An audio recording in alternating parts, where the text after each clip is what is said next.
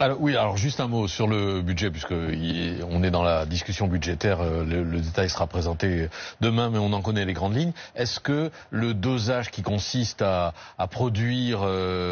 des impôts pour les entreprises, les grandes entreprises et les ménages les plus aisés, et des mesures d'économie, mais qui tiennent, pour ce qu'on en sait, pour l'essentiel, à un coup de rabot, y compris sur les fonctions régaliennes qui font l'objet de lois de programmation, est-ce que ce dosage-là vous paraît convenir et répondre de façon adéquate à la situation actuelle? D'abord, quand le pays est dans la situation dans laquelle il est, après qu'une dissolution hasardeuse a été décidée et qu'un gouvernement a été désigné de nombreuses semaines, de trop longues semaines après que la dissolution est intervenue, je trouve qu'il serait intellectuellement et politiquement malhonnête que d'aller reprocher au Premier ministre d'avoir une copie budgétaire imparfaite au regard de ce qu'elle aurait été s'il avait disposé du temps habituel pour la faire. Bon, donc si on est dans l'esprit de responsabilité, on peut bien entendu, et je le ferai, critiquer certains aspects du budget,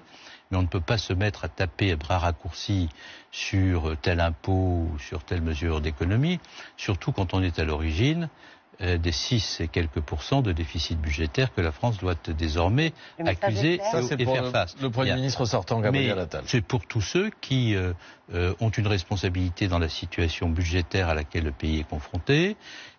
qui sont parfois partis de leurs fonctions en administrant des ordonnances, un Premier ministre qui venait d'arriver, qui donnait la preuve qu'il essaierait de faire le mieux possible dans un contexte extrêmement difficile, et qui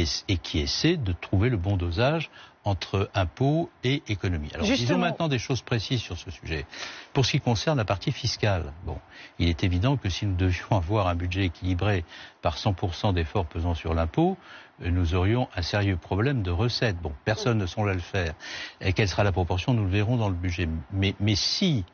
il doit y avoir impôt, ces impôts ne peuvent pas peser sur les Français les plus modestes et sur les Français qui, par leur travail, sont déjà, en dépit de leur travail, sont déjà à la peine pour des raisons qui tiennent à des problèmes de pouvoir d'achat. Donc l'idée de taxer les grandes entreprises par une surtaxe IS, par une taxe sur les superprofits ou les ménages les plus riches pour tenter de procéder à l'équilibrage du budget me paraît être une démarche de justice. Il nous faut voir maintenant quel sera le contenu précis de ces mesures, puisque la discussion de politique générale, qui était surtout une déclaration générale de politique, ne nous a pas permis d'avoir le détail des choses. Et pour les économies, il en sera de même.